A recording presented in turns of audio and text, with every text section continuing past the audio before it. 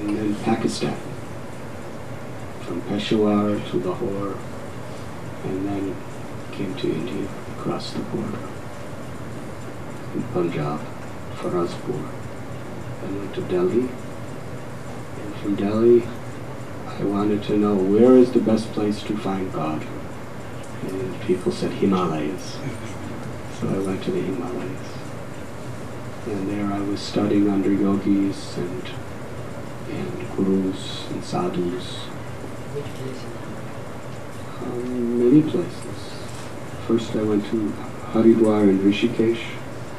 I was in the area of Chamba and Dharamshala and Badrinath, those types of places.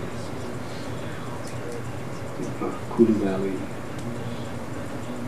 So I studied under, some were very famous gurus who came to the West later, and others were people that you never heard of. And I also studied Hinduism.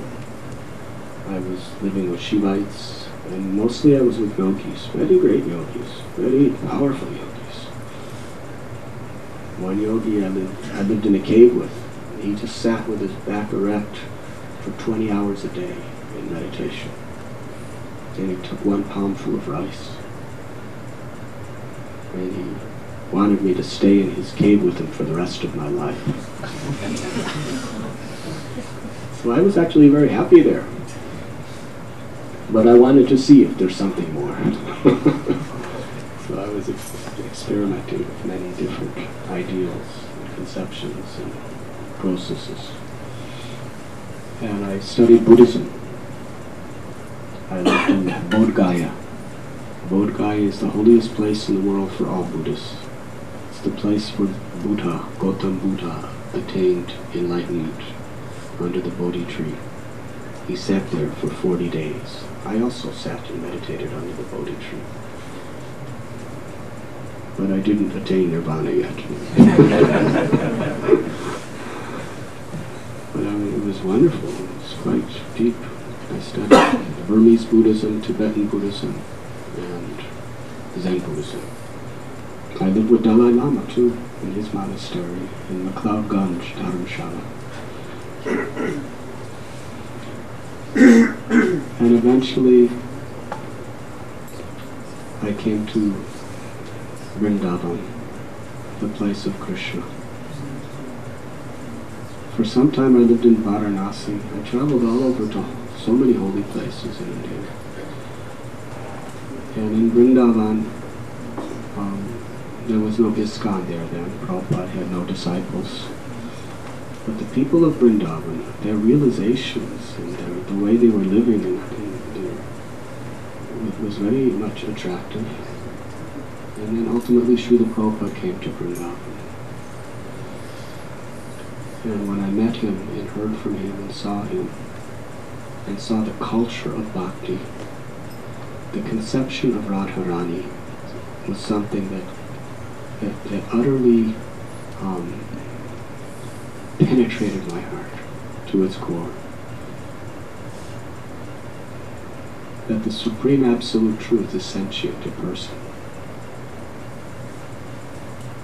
And the Supreme Absolute Truth expands into the Supreme Enjoyer and the Supreme Enjoyed.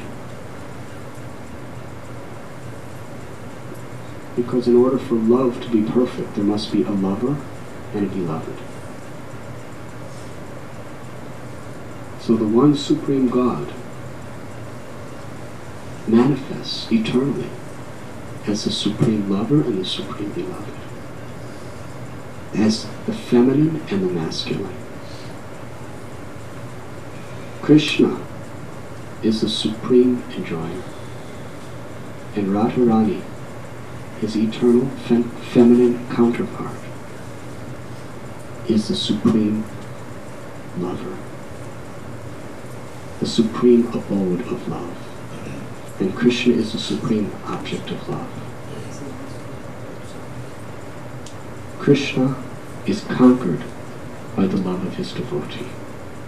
Krishna is conquered by Radha, the female the female aspect of the Absolute Truth.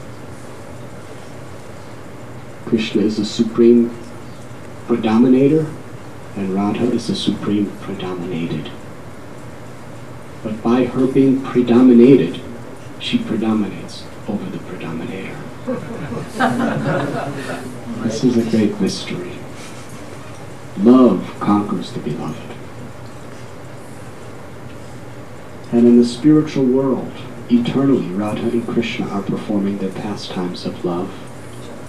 And all living beings in the spiritual world are all eternally meant to serve, assist, and facilitate the love between Radha and Krishna. And in facilitating and serving that supreme romance of God, we experience the same ecstasy as God, according to our capacity. When I heard this philosophy,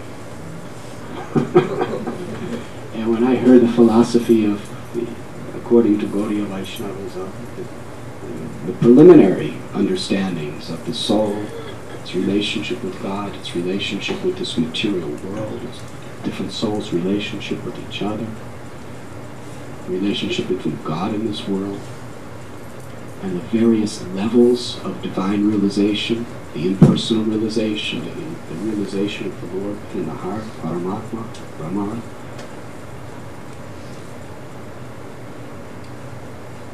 Srila Prabhupada's teachings convinced me, and no one was coaxing me, because there was no devotees telling me I had to surrender or anything. I was kind of just living in seclusion. But I was studying Prabhupada, and I was associating with the devotees in Vrindavan. And my conclusion was that this spiritual culture, philosophy, and lifestyle is all-inclusive. Everything I've learned from all other spiritual teachers, authorized spiritual teachers, in spiritual books, is included.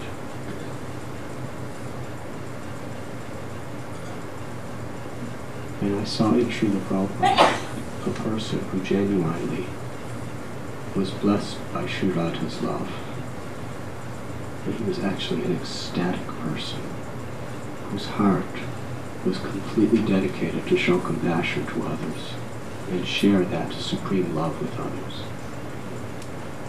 So after studying this movement for several years, I came to the conclusion that I just wanted to help Srila Prabhupada in whatever way I can. And one of the first devotees I met was His Divine Grace Tamal Krishna Goswami Maharaj.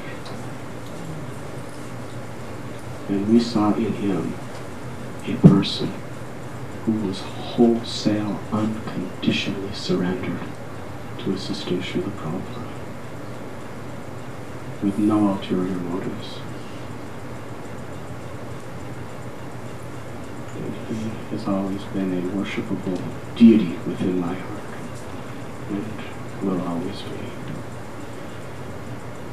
And it is due to his loving embrace coming through his beloved followers that I'm here to tell the story today.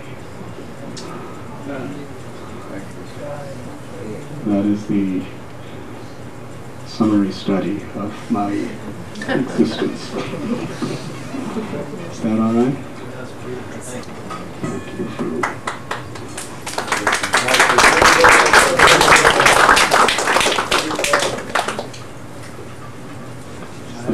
any other? Yes?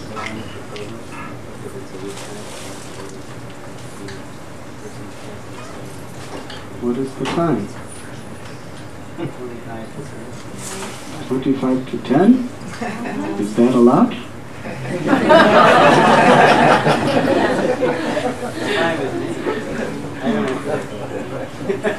So what shall we do?